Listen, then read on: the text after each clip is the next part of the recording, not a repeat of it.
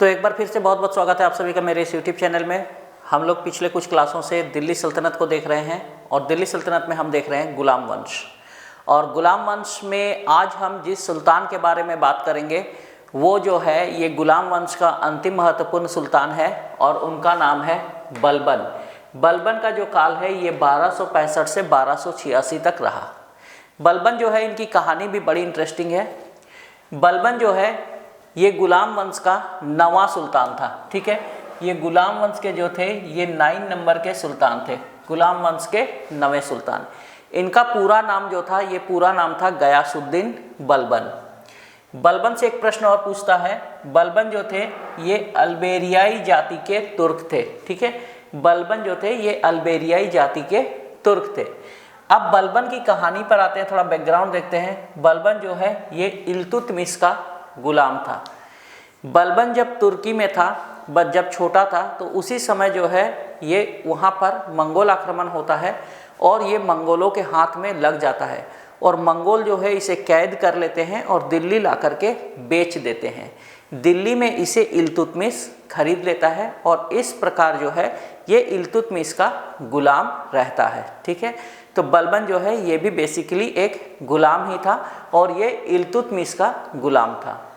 बलबन का जो ओरिजिनल नाम था, मूल नाम था या वास्तविक नाम था, इनका जो वास्तविक नाम था ये था बहाउद्दीन। ठीक है, तो बलबन का मूल नाम जो था ये बहाउद्दीन था और जब ये गद्दी पर बैठेंगे, सुल्तान बनेंगे, तो इनका नाम हो जाएगा गयासुद्दीन बलबन।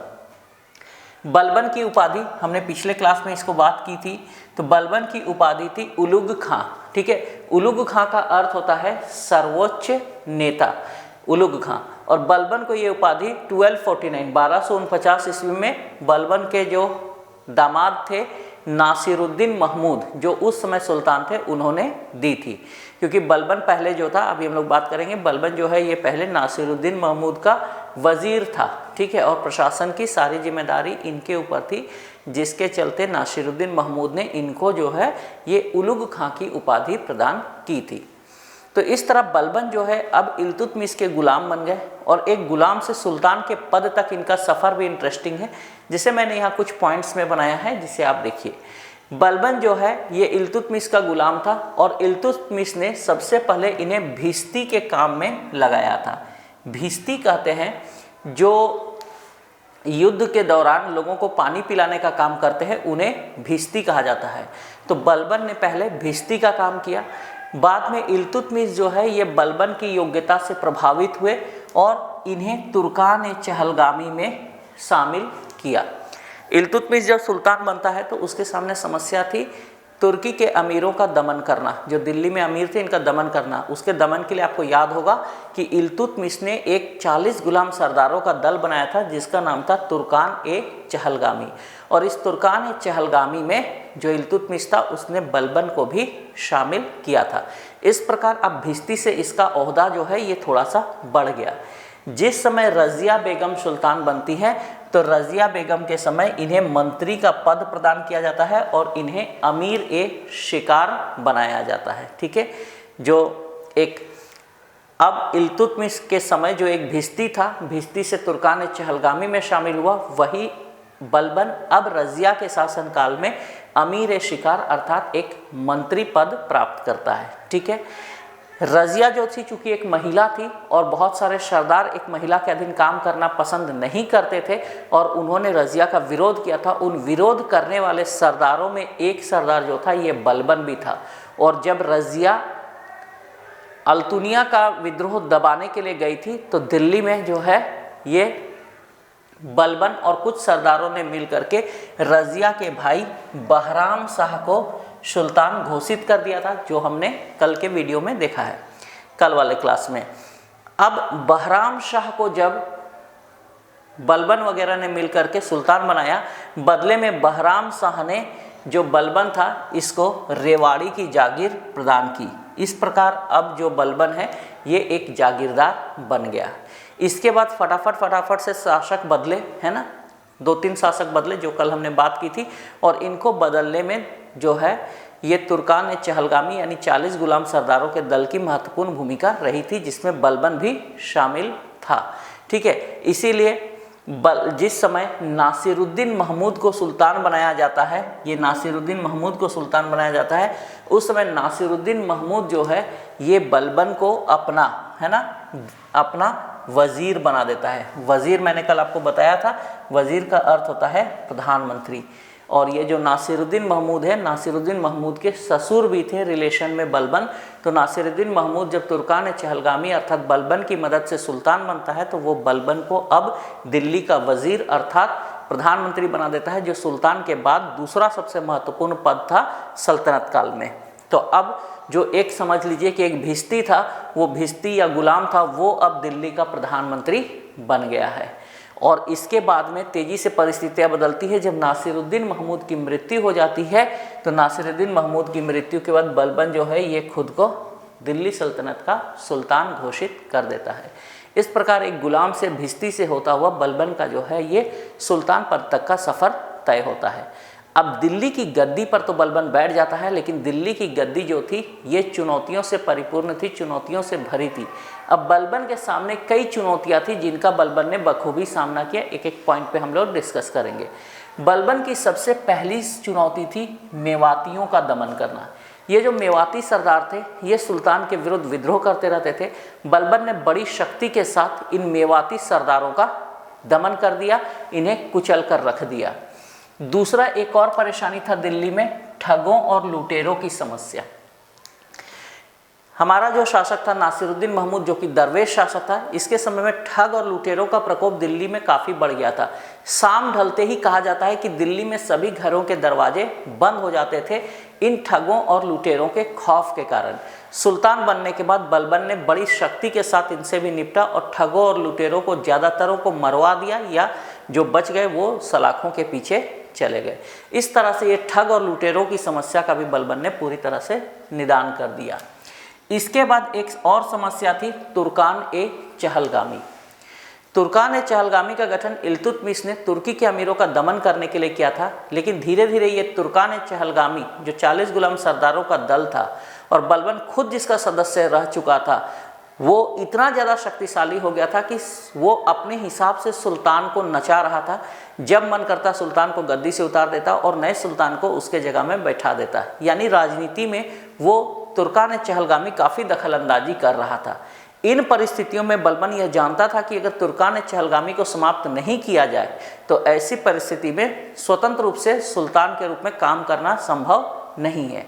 अतः बलबन ने, जो खुद एक तुर्कान चहलगामी का सदस्य रह चुका था, उसने तुर्कान चहलगामी की शक्ति को नष्ट कर दिया।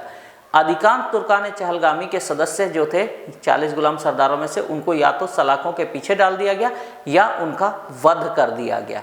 इस प्रकार तुर्कान चहलगामी को नष्ट कर दिया गया। यहाँ से एक बड़ा महत्वपूर्ण प्रश्न आपको बनेगा कि तुर्कान चहलगामी का गठन किसने किया था। तो तुर्कान चहलगामी का गठन किया था इल्तुतमिश ने। और दूसरा प्रश्न बनेगा कि तुर्कान चहलगामी की शक्ति को नष्ट किसने किया। तो तुर्कान चहलगामी को फाइनली समाप्त करने वाले जो थे ये बलबन थे। तो इस तरह तुर्कान चहलगामी का भी प्रॉब्लम सॉर्ट आउट हो जाता है। इसके बाद एक और प्रॉब्लम खड़ी होती है और ये था बंगाल का शासक तुगरील खां। बंगाल जो है यहाँ पर लगातार विद्रोह होते रहते थे, क्योंकि दिल्ली और बंगाल के बीच की दूरी काफ़ी ज़्यादा थी। यहाँ पर प्रशासनिक नियंत्रण रखने में बड़ी परेशानी होती थी।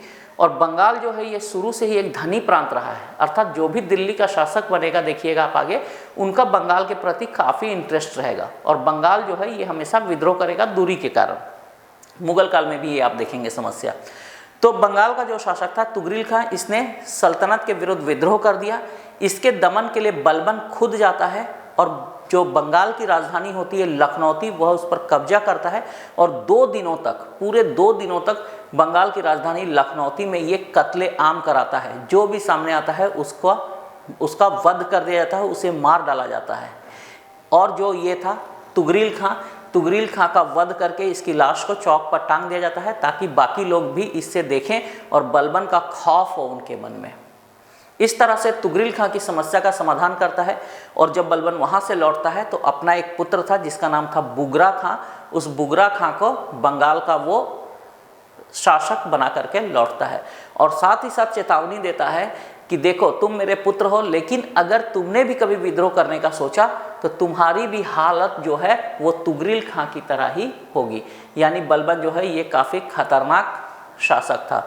इस तरह बंगाल की समस्या का समाधान करके वो लौट जाता है अपने राजधानी दिल्ली में। इसके बाद बलबन के काल की एक और महत्वपूर्ण घटना है कि बलबन के समय जो है ये दिल्ली सल्तनत में मंगोलों ने 5 बार आक्रमण किए और बलबन ने मंगोलों को 5 बार पराजित किया। ठीक है, इसी तरह से मंगोलों के आक्रमण दिल्ली पर बराबर होते रहेंगे, ये हम आगे भी देखेंगे, खिलजी काल में भी होंगे, ठीक है, तुगलक काल में भी होंगे। तो मंगोलों के जो 5 आक्रमण हुए थे, ये हुए 5 आक्रमण हुए आपके बलबन के समय, और बलबन ने 5 मंगोल आक्रमणों को विफल करके दिल्ली सल्तनत को बनाए रखा। ठीक है, तो ये थे बलबन की चुनौतियां जिनका बलबन ने बखूबी निदान किया। अब आते हैं बलबन के राजत्व का सिद्धांत। बलबन के राजत्व के 2 प्रमुख सिद्धांत थे। पहला सिद्धांत था नियाबत ए खुदाई। नियाबत ए खुदाई का अर्थ होता है कि राजा जो होता है ये पृथ्वी पर ईश्वर का प्रतिनिधि होता है। नियाबत ए खुदाई का मीन्स कि सुल्तान जो है ये धरती पर ईश्वर का प्रतिनिधि है। और दूसरा था निरंकुशता, यानी कि बलबन ये चाहता था कि जो सुल्तान है ये निरंकुश होना चाहिए, इस पर किसी तरह का प्रतिबंध नहीं होना चाहिए, किसी तरह का कोई जो है ये रोक टोक नहीं होनी चाहिए। सुल्तान के आदेश ही कानून होंगे, सुल्तान ही कार्यपालिका है, सुल्तान ही विधायिका और सुल्तान ही न्यायपालिका, यानी किसी तरह का कोई अंकुश सुल्तान पर नहीं हो। ये महत्वपूर्ण बातें थी बलबन के राजत्व के सिद्धांत की। अब बलबन ने अपने जो सुल्तान पद की गरिमा थी इसको कायम रखने के लिए एक स्पेशल नीति अपनाई, जिसे इतिहास में लौह और रक्त की नीति के नाम से जाना जाता है। ये भी प्रश्न पूछता है कि लौह और रक्त की नीति जो है ये किस सुल्तान की थी, तो ये थी बलबन की। लौह और रक्त से तात्पर्य ये है कि बलबन ये कहता था कि जो भी बलबन का विरोधी है उसका शक्ति से दमन कर दिया जाए, अर्थात उसको मार दिया जाए, उसके साथ में कोई भी कंप्रोमाइज ना हो। इसीलिए बलबन को जो है ये सल्तनत काल का क्रूरतम सुल्तान भी कहा जाता है। तो बलबन की नीति थी लौह और रक्त की नीति। अपने शत्रुओं के प्रति ये कोई भी जो है ये सॉफ्ट कॉर्नर अपने मन में नहीं रखता था। इसके बाद बलबन ने अपने राज्य में 2 गैर इस्लामी परंपराएं भी शुरू की। ठीक है, एक परंपरा का नाम था सिजदा, ये फारसी परंपराएं थी बेसिकली। तो बलबन ने अपने राज्य में गैर इस्लामी परंपरा जो फारसी परंपराएं थी इनको शुरू किया। इसमें पहली परंपरा थी सिजदा। सिजदा का अर्थ होता है कि साष्टांग सुल्तान के चरणों में लेटकर उनको प्रणाम करना। और दूसरी प्रथा का नाम था पैबोस। पैबोस का अर्थ होता है कि सुल्तान के पैर को चूमना। इस प्रकार इन्होंने 2 परंपराओं को अपने राज्य में चलाया, एक सिजदा और पैबोस, अर्थात सुल्तान को साष्टांग प्रणाम करना और दूसरा सुल्तान के पैरों को चूमना। ये 2 प्रथाएं इन्होंने चलाई। इसके अलावे बलबन ने फारसी रीति पर आधारित एक पर्व चलाया, एक नया पर्व चलाया। इस पर्व का नाम था नवरोज, अर्थात नववर्ष। ठीक है, तो ये फारसी पर्व जो है ये फारसी रीति का पर्व था जिसको दिल्ली सल्तनत में शुरू करने का श्रेय था बलबन को, यानी नवरोज पर्व को शुरू किया था बलबन ने। और आगे जब हम लोग देखेंगे कि जब मुगल काल आएगा तो उस समय जो मेहरुनिशा होंगी, मेहरुनिशा को पहली बार जहांगीर इसी नवरोज पर्व के अवसर पर देखेगा। वहाँ पर हम फिर से इस पर बात करेंगे। आपको यहाँ फिलहाल याद रखना है कि नवरोज पर्व शुरू करने वाले जो थे ये बलबन थे। चलिए आगे बढ़ते हैं। अब बलबन के जो है ये प्रमुख दरबारी कवि जो थे ये 2 थे। एक का नाम था अमीर खुसरो और दूसरे दरबारी कवि का नाम था अमीर हसन।